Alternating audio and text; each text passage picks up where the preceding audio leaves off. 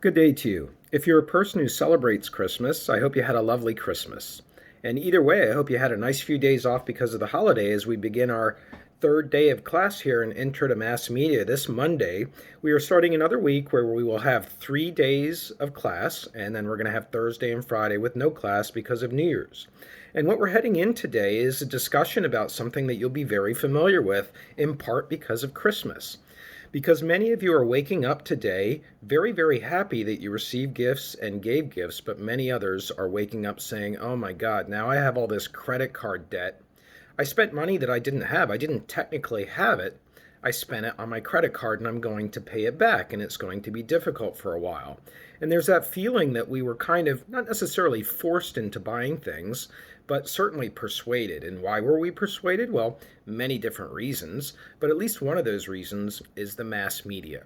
Because almost every single TV content, almost most ads that were popping up on the web had to do with buying Christmas presents and getting that urge going inside of you to just do it, just get a gift. I mean, why not? You deserve it, right? Get it for somebody else. That's the kind of thing that goes on in mass media every single day because media are a business. And advertising is just one tiny component of media as a business. So that's what we're taking on today. We're taking on the idea that media are money makers. And the chapter starts out with a story about Facebook. Facebook is a medium that most people have used at one time or another. It's not so popular amongst young people today. Instagram and Snapchat are more popular, but some people still use Facebook. And Facebook was started as a messaging service by Mark Zuckerberg in his dad's dentist office. It was a way of calling people in the other room back for their appointment rather than going out and getting them. Look at it today. Facebook is making, get this, $80 billion a year. $80 billion a year, according to Statista, a website that tracks revenue on companies. And it's very, very rare for you to look at Facebook today without ads that are popping up that are tracking your movements on your other media use. So media are a business today. That's what we're heading into. And most people, when they look at TV shows, when they look at web pages, if you read a newspaper, if you've ever done that before, if you look at a magazine online, if you listen to radio, most people are not looking at the bigger companies that are behind the operation of the media properties that deliver the TV show. They're looking specifically at Channel 6, ABC, or they're looking specifically at KYW News Radio. They're looking specifically at ESPN's webpage that they've gone to. They're not looking at the bigger companies. So we're going to try and get that across today because looming in the background behind all this money that's being made in media are global media conglomerates. Global media conglomerates. These are giant parent companies that own smaller properties across the world. And we're going to be talking about some of those, not all of them. They are in your book, so you'll have the chance to do your own reference reading today to catch up on some of the details. These global media conglomerates, they have properties all across the world.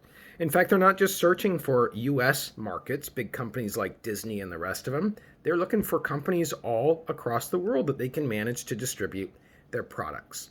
And the relationship between the different components of these media companies and other components that the media companies own is really tough to track. And that's part of our job today. So let's head into the first point that we want to make, and that is that in the United States, there is a tradition of private media ownership. Moreover, there is a tradition of private media ownership that is profit-making. It's just the way that most of our media have started historically in this country, and it's the way that most of media are set up as profit makers, as businesses. Now, that's not necessarily the case for other media across the world. Some of you may be familiar with what's known as the BBC World Service out of Britain, the British Broadcasting Corporation. It's a company that's funded by fees that people pay when they purchase a TV set. Those fees get collected by the government. They're called license fees. And then they get distributed to the BBC, and the BBC makes radio programming, it makes television programming. There's no money making involved in it. And you'll find many other countries similarly have a public service broadcaster like the BBC set up. We have NPR in this country, National Public Radio. We have PBS, Public Broadcasting System, which delivers, among other things, Sesame Street to our kids. But by and large, those two media properties have a very, very tiny proportion of the overall media landscape. Most of our media are moneymakers. And it started in the 1640s, if you can imagine that. We're starting to get in now to the history of the country. We're going to continue on with the history of the United States when it comes to inventing media properties that then fit into our class discussions. And in the 1640s, we have the very first printing press in the United States, the Cambridge Printing Press, Cambridge, the Cambridge Printing Press. They printed a book called the Whole Book of Psalms, and whole is spelled W-H-O-L-E. It was religious text. It was for reading and for singing. And following that Cambridge Press Whole Book of Psalms, most of the newspapers in the colonial period in the 1600s in the United States, they were money-making newspapers. But they weren't general interest newspapers like today. Just as a quick aside, they weren't covering sports. They weren't covering local crime. They were very, very specific newspapers geared at educated elites because not everybody could read. And so we have money making going on, but it's not on a mass scale. It's towards very, very small audiences. Ben Franklin is a person we're going to be highlighting for the next few classes. Ben Franklin, you know a lot about Ben Franklin from our folklore, but what you may not know is that he published one of the first newspapers called Public Occurrences. P-U-B-L-I-C-K is how it was spelled, Old English. Public Occurrences, both foreign and domestic. And this was, an example of a money-making newspaper. And in fact, Ben Franklin used that experience to purchase what became the most important newspaper in the colonies, and that was the Pennsylvania Gazette. The Pennsylvania Gazette was Ben Franklin's, and he hired the best editors and the best writers for it. In essence, Ben Franklin was an early media mogul. He made a lot of money. In fact, he was also Postmaster General. And we think of Ben Franklin as being a kind soul, a grandfatherly figure.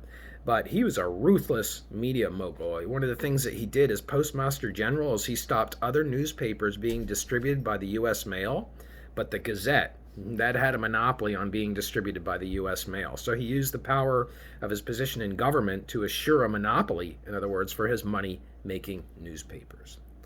Later on, newspapers did come down in cost in the 1830s.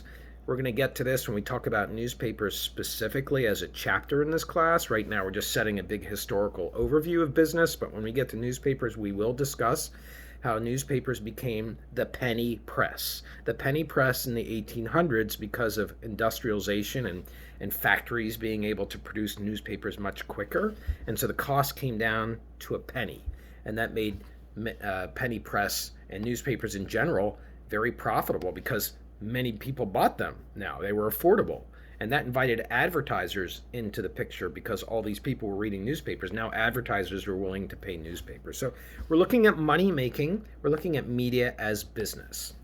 And now we're going to go on to discuss the growth of national news. National news is a concept that you may or may not consider very much in your daily lives. National news is watching, listening to, or reading news that is important to everybody, regardless of where you live in the United States. It could be important to you if you're in Alaska. It could be important to you if you're in Pennsylvania. The latest figures on coronavirus deaths, that's national news if you're talking about coronavirus deaths in the United States. And so when do we get national news? Well, the first national news was provided by magazines. Magazines started to include stories about people that were not based in Pennsylvania or Kentucky or Texas. Their stories were not unique to the locality. Their stories were unique to everybody, like talking about what a patient goes through when they're in a hospital with COVID, for example. That's something that everybody can relate to, possibly, no matter what part of the country you live in. So magazines were the first the first medium to do that, to bring our nation together. And that's another thought that I want you to think about, that media are absolutely vital to making a nation feel like a whole. I mean, Californians, what do they have in common with Georgians, with Kentuckians? Media do that for us. They provide us with culture, like NFL football, or A Christmas Carol, or movies that everybody is watching. That's what media do. Magazines started at first, but it was really television networks that became the true national medium. The television networks became much more popular and bigger than magazine sales. And that's where people started to see themselves, because of what they were watching on TV through television shows, as Americans and not Pennsylvanians. And we can thank television very much for the nationalization of our culture. We'll describe more about that later on. So the point of this section is that with media going national, what we also get is an influx of advertisers now who say, you know what, we have this product, and it's not just for people who are living in Delaware or New Jersey. It's a car, it's a bicycle, it's a shovel for your garden. So we're going to advertise on these national media, and here we go. There go media taking off in a national business profit-making orientation. So now let's turn to the really big media that we have today. Remember, we're calling these global media conglomerates, global media conglomerates. And the first one that we want to highlight is a company that you know very well. It's a company that you grew up with as a kid. It's the Disney company. Yeah, the Disney company, it's the world's most famous media company. It also happens to be what we call a legacy media company, meaning that it's one of the original media companies that got its start in legacy media, which is to say film and television and radio to some extent, and not so much newspapers. Disney's mostly a content producing company. Disney's a content producing company. It's mostly what it's known for, as opposed to a distribution company, owning cable networks and satellites. No, Disney mostly produces content. It produces films, it produces TV shows, it produces music. And it all started out pretty innocently enough in 1928, Walt Disney started designing Mickey Mouse cartoons, and then later Disney went on to purchase and produce feature films, Snow White and the Seven Dwarfs, later Gone with the Wind, a movie that by today's standards is racist. And then later Disney opened in the 1950s a theme park, Disneyland in California. So we start to see the growth of a tiny company starting with a cartoon, getting into a multifaceted approach to providing media products with all these characters. Snow White, you'll see Snow White at Disneyland, you'll see Snow White at Disney World. So here we have a lot of different pieces of Disney that are merging together and creating synergy for the company. Later on, Disney formed Touchstone Pictures. Touchstone Pictures producing films for adults like Pretty Woman. Later on, Disney opened up theme parks in different parts of the world, including Hong Kong, China, France. But what many of you may not know is that Disney owns other media properties as well, like ESPN, that's a Disney property, like ABC, that's a Disney property. Pixar, the animated film production arm, purchased by Disney. Yeah, purchased by Disney. Marvel Entertainment, owned by Disney. Hulu, partly owned by Disney. iTunes, partly owned by Disney. So Disney has its fingers in our pockets when you think about how much Disney content we are exposed to on a regular basis that is embedded with advertisements that Disney is making money off of. Now let's move on to another company. The News Corporation is a company that many of you will not know about because it remains hidden, so to speak, because the bigger brands for News Corporation are Fox. That's what News Corporation would rather you see. And newspapers all across the world, including The Sun, which is the largest selling newspaper in Britain. The News Corporation was founded by an Australian named Rupert Murdoch. He was born in Australia. He started a bunch of newspapers, including The Australian, in Australia, but he had his sights on the U.S. market. So he moved to the U.S., he gained citizenship, and then he started the Fox News Network. News Corporation today is owned by his son, Lachlan Murdoch, but still Rupert has a lot to say with it. Fox is this 20th Century Fox studio you probably know about. Fox also has the Fox Cable Network and the FX Network. Fox is a little bit different from the other companies that we're studying because it does have a political orientation as compared to Disney, and that is a conservative political orientation. You will find that most stories on Fox News are going to be complimentary of Donald Trump. And by the way, MSNBC would be the opposite of that. Most news stories are going to be critical of Donald Trump. Among the other properties that the News Corporation owns are included the National Geographic and the Wall Street Journal, the most important business newspaper in the United States. Let's move on to another media company. It's the Time Warner Company. Time Warner used to be the biggest company, but since 2010, it's been in decline. That's about 10 years. And right now, it's transitioning from Time Warner to Warner Media, just Warner Media as it goes through some reorganization. Time Warner is mostly a distribution company. They have film distribution, TV distribution, publishing distribution. They do some content, some online content, for example. They have a lot of cartoon characters that are media content like Scooby-Doo, Harry Potter, the Justice League. This company started as a publisher of Time Magazine. Yeah, that's where the name comes from, Time Magazine, in 1922. But then it grew. It grew into other magazine properties, founding the Fortune magazine, as in the Fortune 500, and Life magazine. And then later on, it went into satellite and cable, founding HBO. The home box office was founded by Time Warner. Eventually, Time Warner purchased CNN. So CNN is a Warner property. CNN, the cable news network. So Time today is had a decline. It's lost some of its cable networks, but it continues on as a company that is still a major media player. To continue on now, we're going to talk about another company, which is a strange company, and it's got an interesting backstory to it. Also a company you probably don't know about. It's called the Viacom/CBS company, Viacom/CBS. And by the way, these multiple names in these global media conglomerates, that's because they're buying each other, right? And they're putting two names together to form the new company. So this has been a relationship that has been an on-again, off-again relationship throughout the years. Originally, CBS, the Columbia Broadcasting System, grew up as a radio network, and it built up a big network of radio and then moved into television. And then it wanted to start a film production company. So it started a company called Viacom. But that company became so big that, get this, Viacom actually bought CBS. So the saying in this industry is that the child bought the parents. Now, CBS is an interesting country in its own right. It was founded not really as a media company, but as a cigar company. The owner of CBS, William Paley, the founder of CBS, William Paley, he owned Columbia Cigars. He wanted to advertise them, so he bought a radio network. He founded a radio network, I should say, called the CBS Radio Network to advertise his cigars, and all the other content was incidental to the advertising of cigars.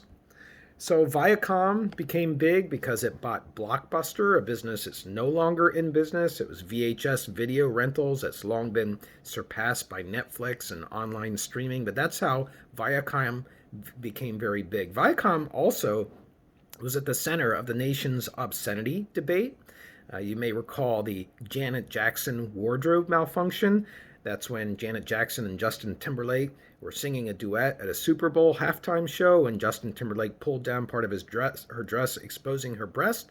It was choreographed, but it also resulted in a lot of fines on CBS. CBS also was into Howard Stern for a while before he moved to Sirius, and also another shock jock program called Opie and Anthony. So Viacom CBS, in other words, was at the center of pushing the limits on obscenity law. That's a law that we're going to be covering later on in this class when we get to media law. But you know that it's illegal to do certain things on media, and Viacom has been at the center of it. Also, Viacom has been at the center of music videos. Viacom owns VH1, owns MTV. If you go down to Times Square, you can see those Viacom companies. Next up is a company that I'm almost positive nobody has heard about in this class. It's a German company called Bertelsmann, with two N's on the end. Bertelsmann, Bertelsmann. Bertelsmann is the largest publisher of music song sheets, and it's a major publisher of English language books, even though it's a German company. That's where its market niche is. Now, oddly enough, this company, Bertelsmann, gave us American Idol, because Bertelsmann owned a TV station in Britain called Channel 5, and that TV station produced a program called Pop Idol. Pop Idol was shown in Britain. It's about those people who are wanting to become the contest winners as the best singers. Well, Fox got wind of this show and said, we want to purchase the rights to that, and brought it over to the U.S. and made it American Idol, but it actually started out as a Bertelsmann company. Today, Bertelsmann is very big in Europe in broadcasting. A lot of broadcasting companies are owned by Bertelsmann. Bertelsmann also owns multiple TV production companies. Now let's move to a company that's kind of close to home. It's Comcast slash NBC Universal. So you actually have three names of companies in there: Comcast, NBC, and Universal, but it's really Comcast is the big player.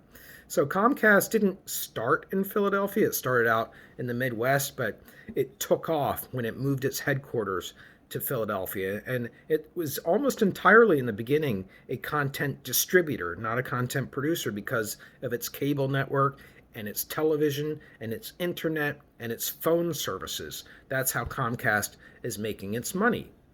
NBC, in the meantime, is one of the oldest legacy broadcasters. The National Broadcasting Company was founded in 1926 by another company named RCA.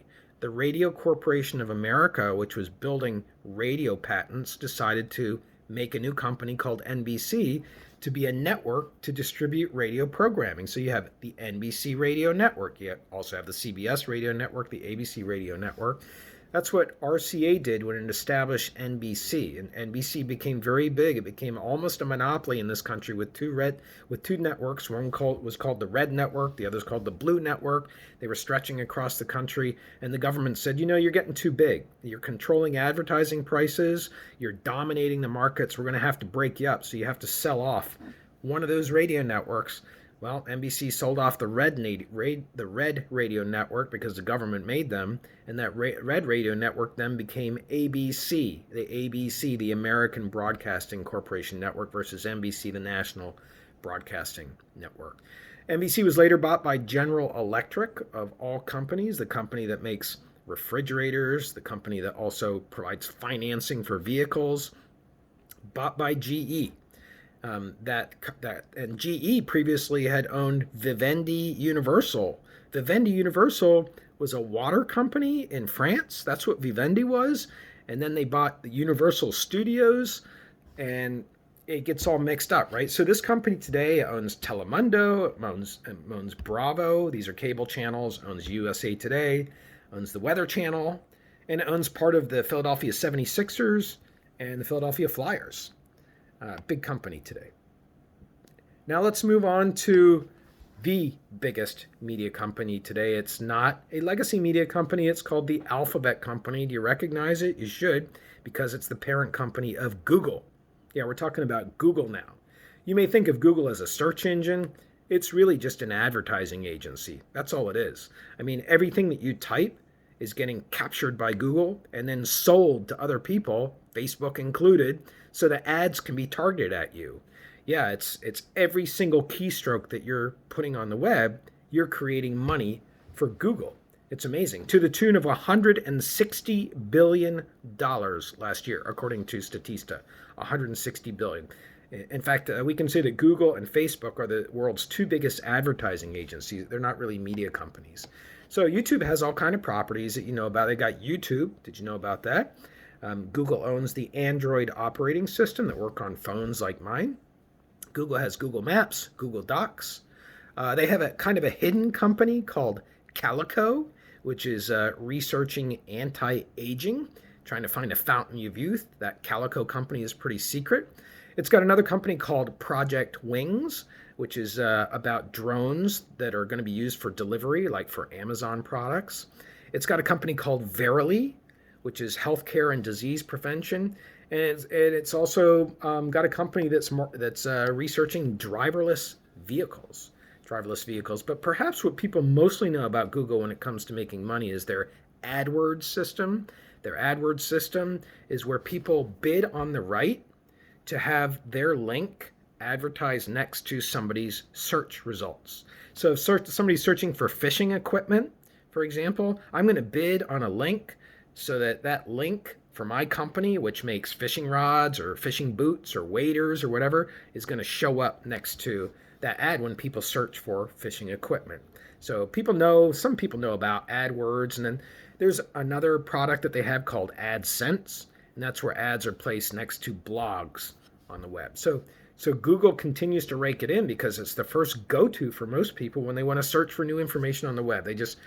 Some people have Bing, some people have Safari, some people have some of these other search engines. But browsers, if you want to call it that, it kind of blended together, but Google is by far the biggest. Which brings us now finally to our final company, and that is the company called Apple. You know that company real well. One of the favorite things I like to do just to show how dominant Apple is to ask my class, how many of you own iPhones? And inevitably, it's over 90% of the class. I'm sure that's the case for you today. And so Apple has kind of a monopoly on iPhones. And in fact, it did start as a technology company, Apple did. It started out with the iPhone, and then we also have the iPad and the MacBook, and most recently the Apple Watch. This company was founded by Steve Jobs. He's no longer alive, died of pancreatic cancer, along with his friend Steve Wozniak. And Jobs had a very checkered career with Apple, sort of. You can read about it. He was actually fired by the company. And then what he did is he went and founded a software company called NEXT. And he also he bought Pixar from George Lucas. These were his endeavors outside of Apple. And then Apple fell on hard times and said, we need to bring Steve Jobs back.